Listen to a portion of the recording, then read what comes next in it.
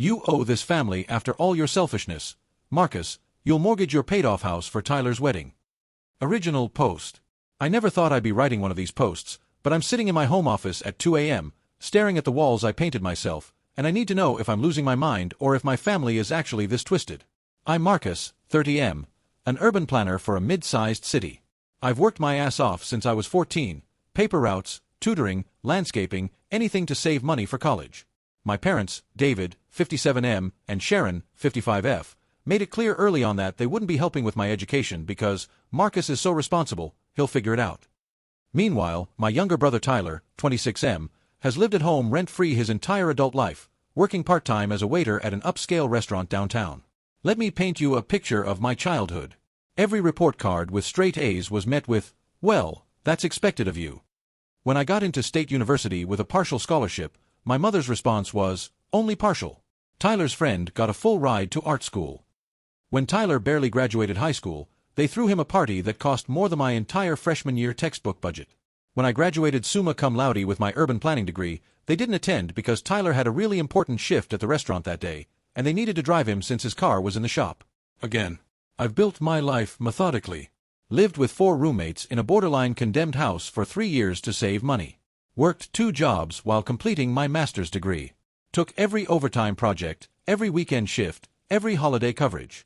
By 28, I'd saved enough for a down payment on a small fixer-upper in a neighborhood I'd personally worked on revitalizing through my job. I spent every weekend for 2 years renovating it myself, learning plumbing from YouTube, teaching myself basic electrical work, refinishing the original hardwood floors on my hands and knees. Last month, I made my final mortgage payment. 10 years early.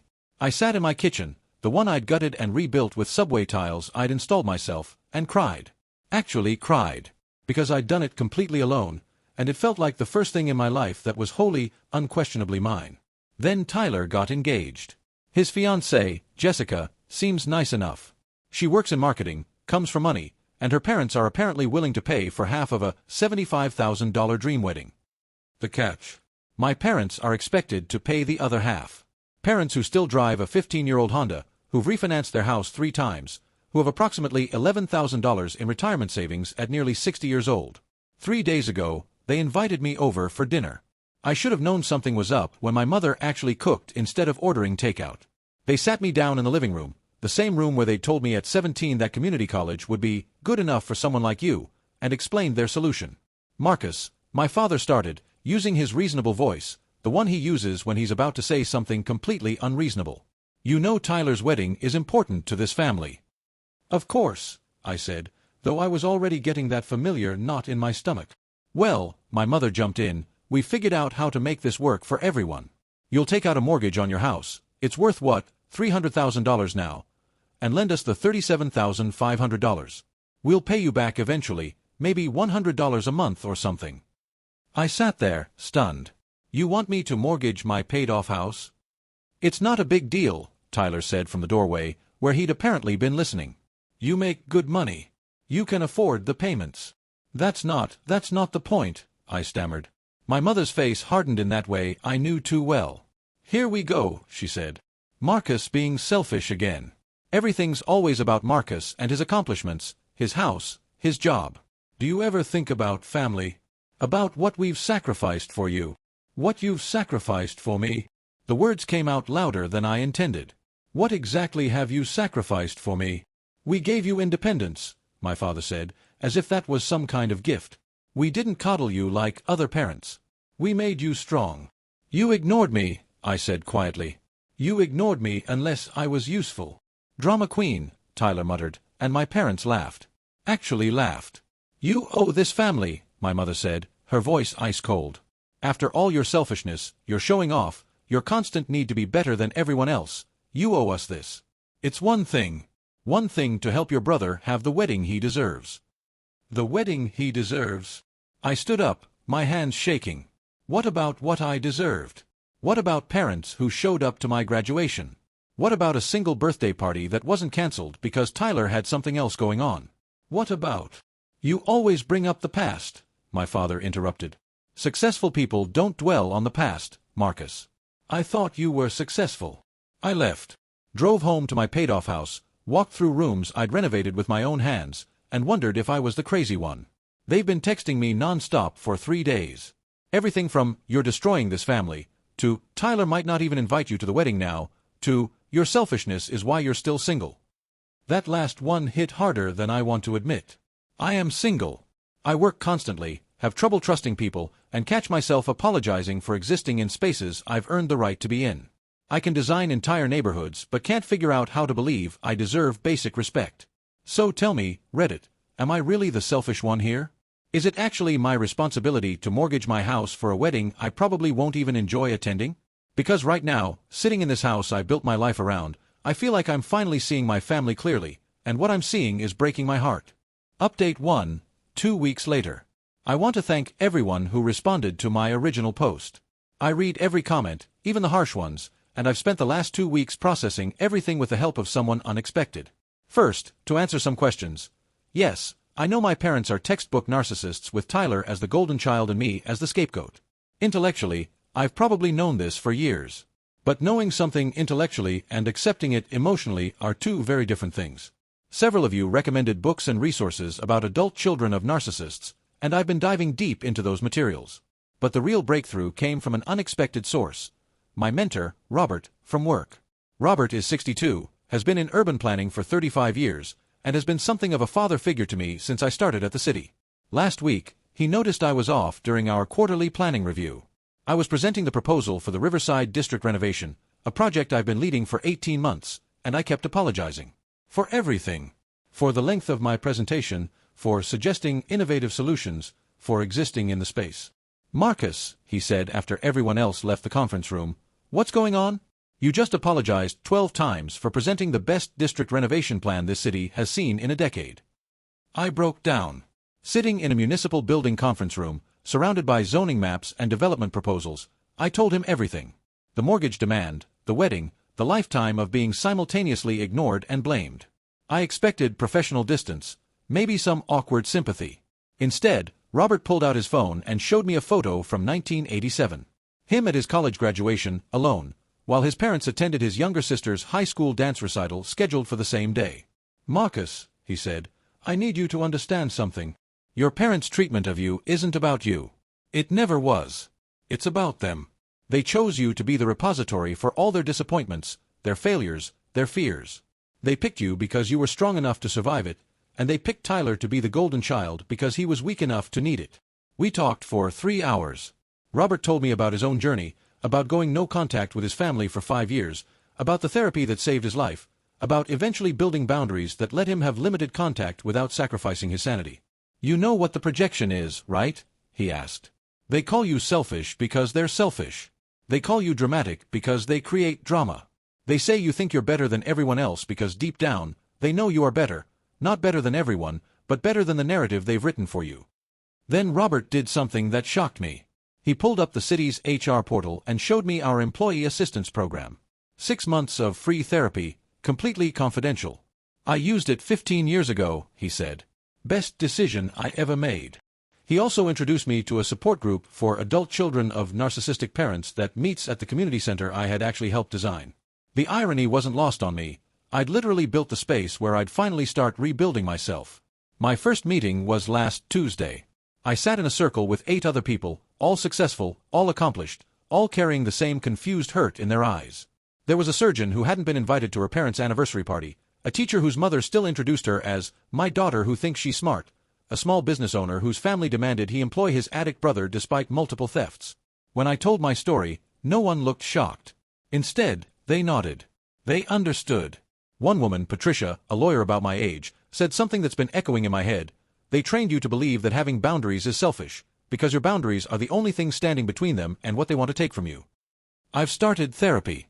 My therapist, Dr. Kim, specializes in family trauma and narcissistic abuse. In our first session, she asked me to list my accomplishments. I couldn't. Literally couldn't. I sat there for 10 minutes, my mind blank, unable to name a single thing I'd achieved. "Okay," she said, "let's try this differently. Tell me about your house." So I did. I told her about finding it in foreclosure, about learning to read architectural plans, about the months I spent getting permits through my own department, ethically and properly, following every rule to the letter. I told her about stripping lead paint, about discovering original crown molding under decades of bad renovations, about the neighbor who cried when she saw how I'd restored the Victorian-era fence. "Marcus," Dr. Kim said when I finished, "you just spent 40 minutes describing extraordinary accomplishments. But you can't see them as accomplishments because your parents programmed you to believe that everything you achieve is just baseline, just expected, just never quite enough." This week, I've been practicing something Dr. Kim suggested, writing down one accomplishment each day, no matter how small. Yesterday, I wrote, "I designed a green space that will serve 10,000 residents." Today, I own my home outright at age 30. Tomorrow, I plan to write, "I chose my mental health over my family's manipulation." Because I'm not mortgaging my house. I'm not giving them a penny. I'm not apologizing for my success or minimizing my achievements or pretending that years of neglect were actually some kind of twisted gift. My parents have escalated, of course.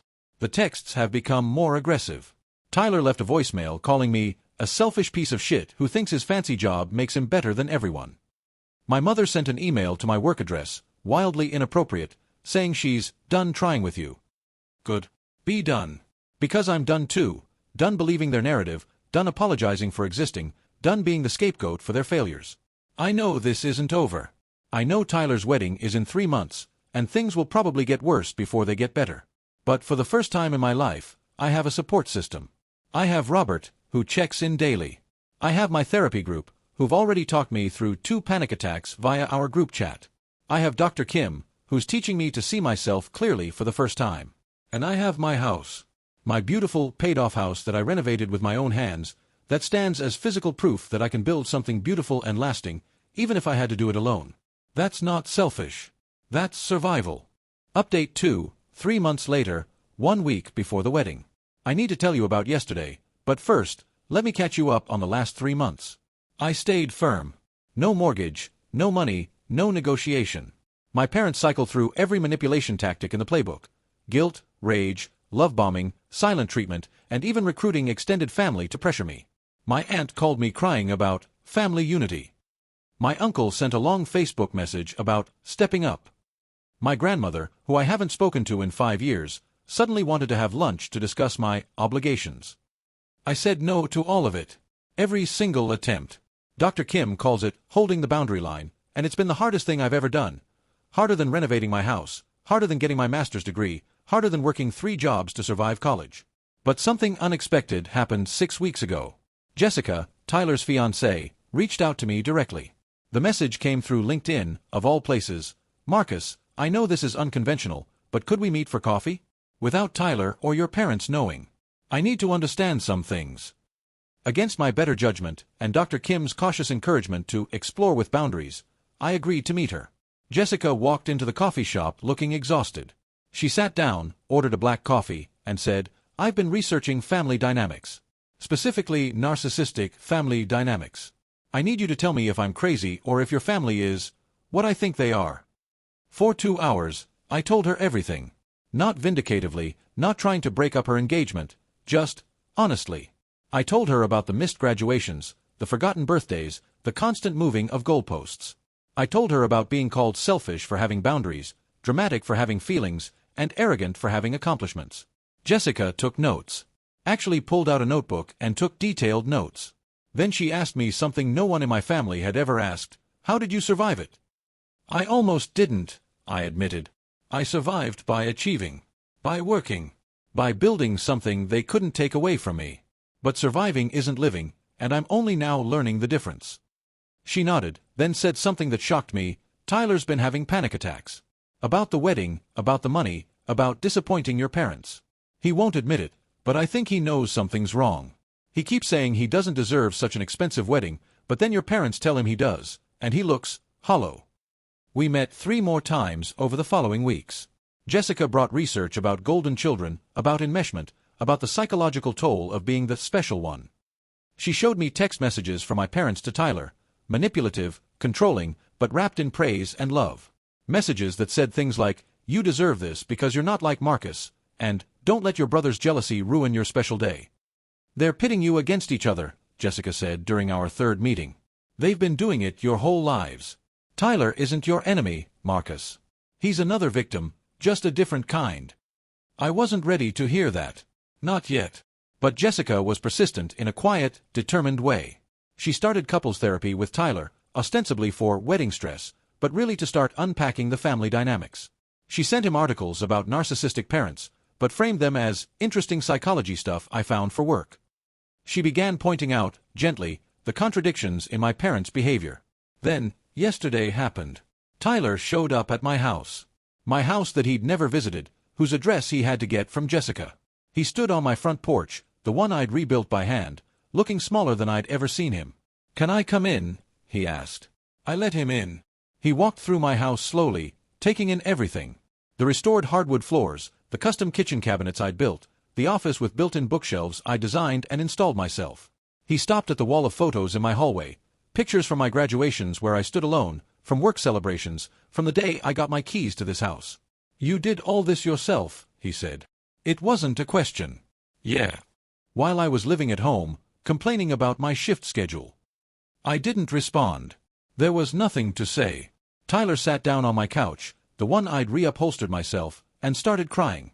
Not dramatic tears, not performance tears like our mothers, but quiet, confused, painful tears. "Jessica's been showing me things," he said. "Articles and books and, fuck, Marcus. They've been using me to hurt you. And they've been using you to control me." We talked for 4 hours. For the first time in our lives, we actually talked. Not the surface-level family dinner conversation, not the competitive sibling dynamics our parents fostered, but real, honest communication. Tyler told me about the pressure of being the golden child, about the suffocating expectations wrapped in praise, about how any sign of independence was met with, "Don't be like Marcus." He told me about wanting to go to culinary school but being talked out of it because successful people don't need formal education. Look at Marcus, killing himself for degrees. He told me about the anxiety that started in high school and has only gotten worse, about the imposter syndrome that follows him everywhere, about feeling like a failure at 26 because he hasn't achieved what I have. "They told me I was special," he said. "But special meant not having to try. Special meant being loved for existing, not for doing. And now I'm 26, and I don't know how to do anything. I don't know who I am outside of being their special boy." I told him about my therapy, about the support group, about learning to see our family clearly. I gave him Dr. Kim's contact information and the meeting times for the support group.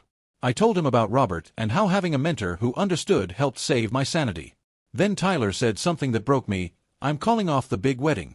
Jessica and I are going to get married at the courthouse, maybe have a small reception we can actually afford. And Marcus, I need you to be my best man. My actual best man, not the performative family thing Mom and Dad want. I need my brother there, the one who built something from nothing while I was being enabled into helplessness."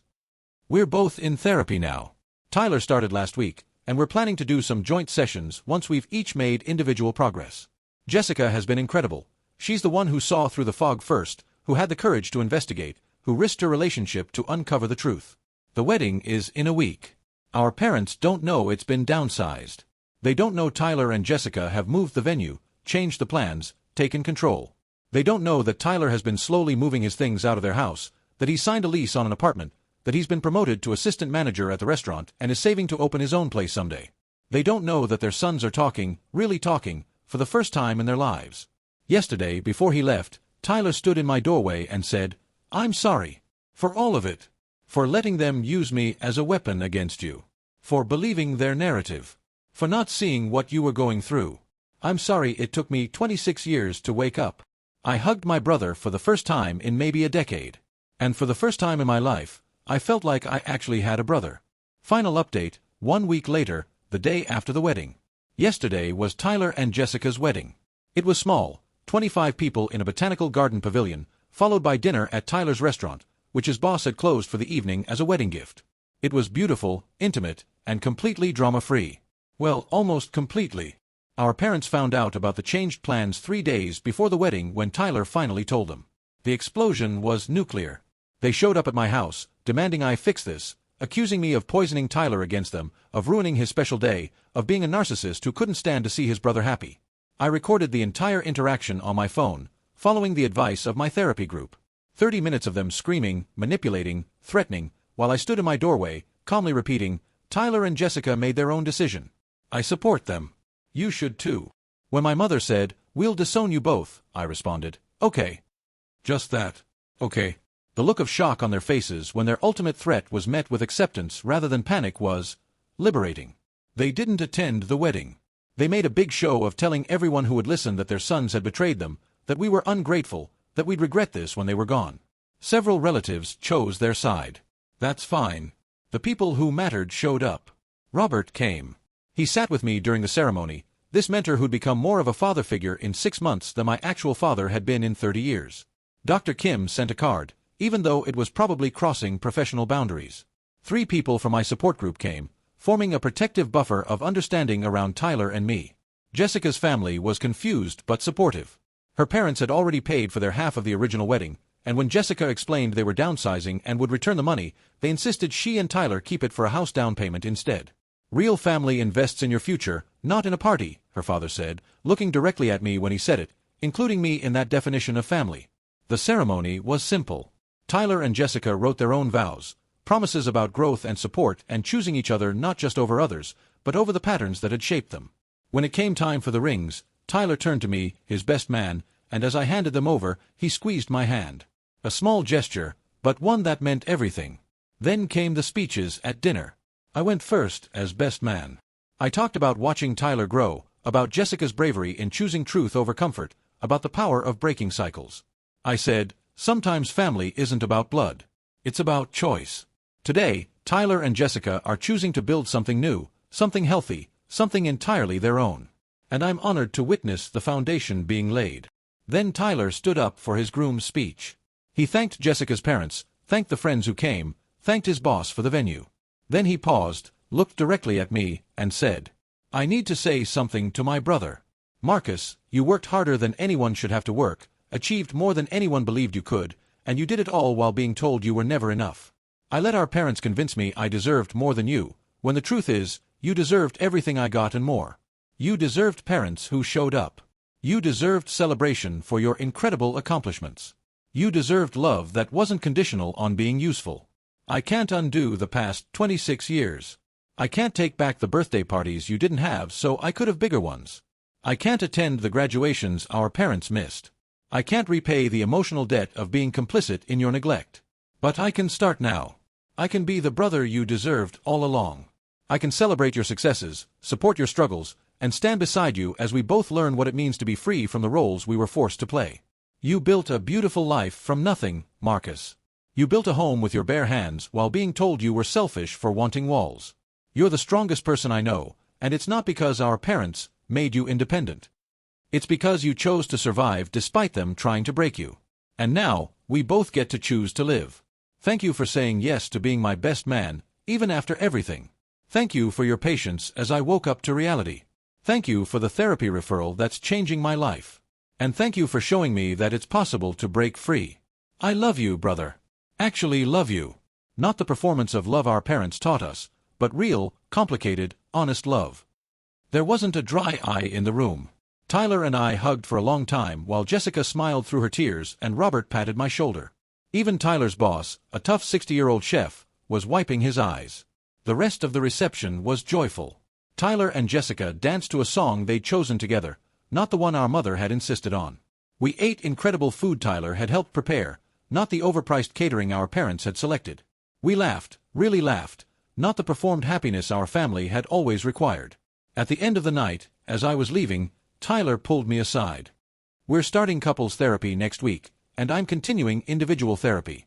Jessica and I are going no contact with Mom and Dad for at least 6 months while we figure things out. And Marcus, would you consider doing joint therapy with me? I want to rebuild our relationship, but I want to do it right, with professional help. I agreed immediately. This morning, I woke up in my paid-off house, looked at the photos from yesterday on my phone, and realized something profound. I'm not alone anymore. Not in the way that matters. I have a chosen family. I have Robert, my therapy group, colleagues who see my worth, and now, for the first time, I have my brother. Not the golden child I was taught to resent, but Tyler, flawed, struggling, growing Tyler, who's choosing to do the work alongside me. Our parents have been silent since the wedding. No texts, no calls, no manipulation.